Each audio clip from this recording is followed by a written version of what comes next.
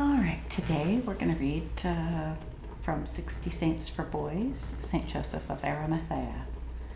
Once upon a time, there was a man who was called a good and just counselor, and his name was Joseph, and he lived in a place called Arimathea, and he was one of our Lord's disciples. A disciple is a person who follows and learns from another person.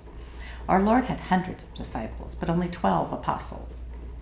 We don't really know very much about Joseph, except that he was a nobleman and rich, but I'll tell you what we do know. After our Lord had been crucified and had died, the Roman soldiers just left him on the cross. The disciples thought what a terrible thing this was, and how dreadful for Our Lady, too, but they were afraid of the Roman soldiers and of the Jews who had wanted our Lord to be crucified, and so they didn't do anything about it. So late in the evening, Joseph, because he was rich and therefore important, went secretly, so that the Romans and the Jews wouldn't know, to Pontius Pilate and asked him, please, could he take away our Lord's body to bury it? Now Pilate hadn't really wanted to crucify our Lord at all, and he was feeling very sorry about it, but he did not believe that our Lord could be dead yet. He thought that Joseph was trying to help him to escape. So he sent for the centurion, whose name was Longinus, and he asked him if it was true that our Lord was dead. Longinus said, yes, I saw him die. Then Pilate said that Joseph could take away the body and bury it. So Joseph and another disciple, called Nicodemus, took our Lord's body down from the cross. Now Joseph's garden was near the place where he was crucified, and in the garden was a new cave in the rock that Joseph had got ready for himself to be buried in when he died.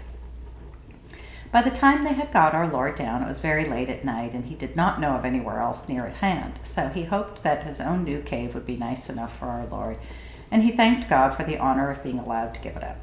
So Joseph and Nicodemus put our Lord's body safely there, and they rolled a great rock to the door of the cave so that no one could get in the night. Then they went sadly home. Now all that is perfectly true, but there were lots of other stories about the things that Joseph did afterwards that are not in the Bible, and I will tell you some of them. A year after Joseph had given his own new cave to be a burial place for our Lord, St. Philip, who was one of the apostles, sent Joseph and 11 of his friends to Britain to tell the British people about our Lord, because of course there were no Christians there yet, and no one had ever heard of such a thing. Now there were a lot of tin mines in Cornwall, and there still are, and people used to come from round about Palestine to buy tin.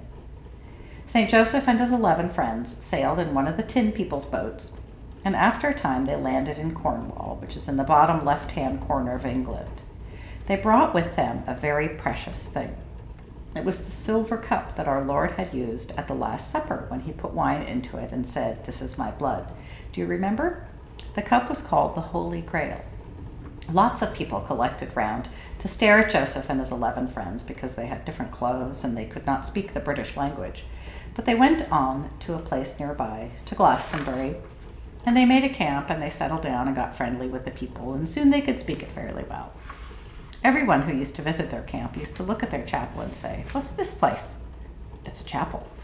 "What's a chapel?" asked the visitor. "A place where we worship God," said Joseph.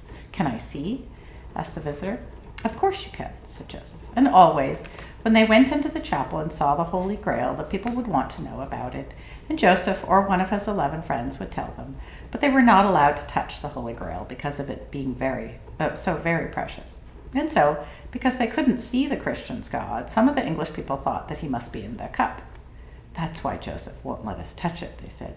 "Well," said one of them, "let's steal it just for one day, and then we'll be able to see God."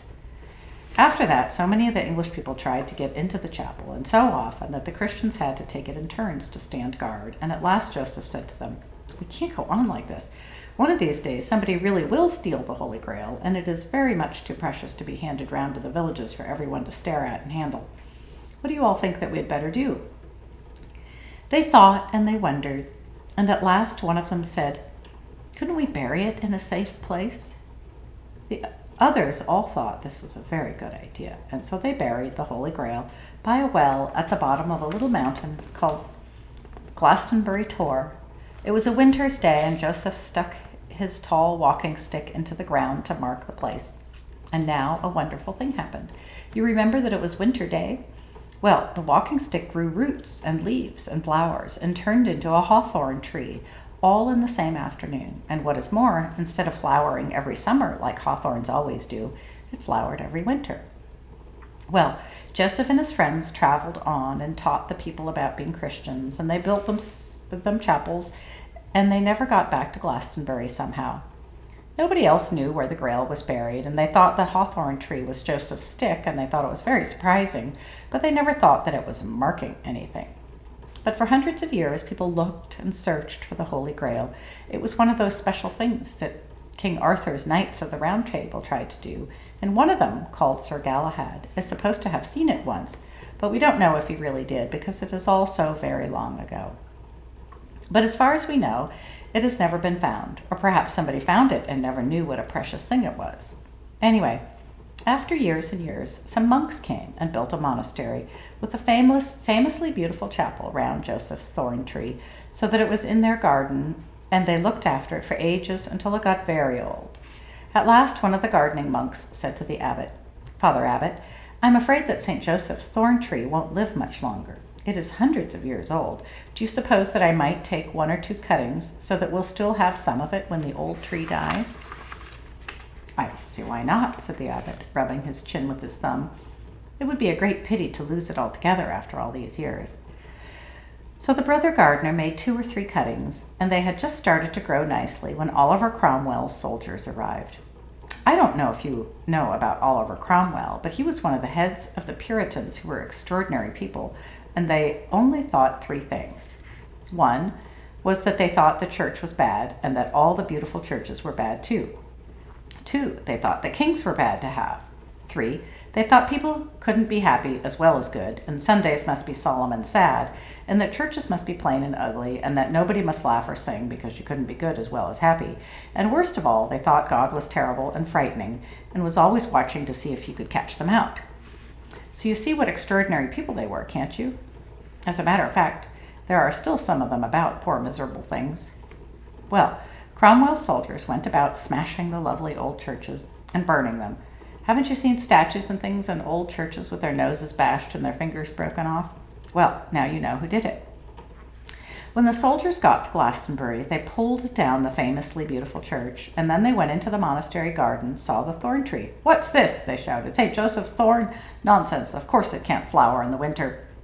What wickedness to tell such lies to the poor people." And they chopped it down and dug up the roots and made a bonfire out of the whole lot. But they didn't find the little cuttings that the brother gardener had made. So we still have St. Joseph's thorn tree, and 1 or 2 cuttings have grown at Kew Gardens, so that all will be well if anything happens to the one in Glastonbury, and it really does flower in the winter. St. Joseph of Arimathea's special day is on March 17th, and anyone born on that day can have him for their special saint, especially people who live in Glastonbury. And who else has March 17th for his special day? Yes, St. Patrick, of course. So anyone called Patrick Joseph is a really special person.